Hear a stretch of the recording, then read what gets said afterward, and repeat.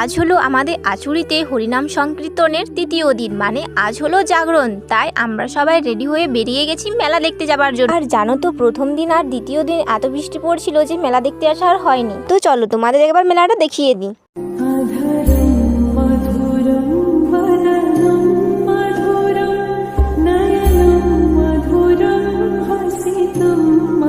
আর যেহেতু আমরা সন্ধ্যাবেলায় এসেছিলাম তাই এখনো অতটা ভিড় হয়নি। তারপর দেখি একটু পরে এত ভিড় হয়ে গেছে যে বলার নেই, সেই লেভেলের ভিড় ভাই, সেই লেভেলের। আর যেহেতু আজ প্রথম দিন এসেছি তাই মেলাটা একটু ভালো করে না ঘুরে দেখলে হয়, তাই আর কি পুরো মেলাটা একটু ভালো করে ঘুরে দেখছিলাম।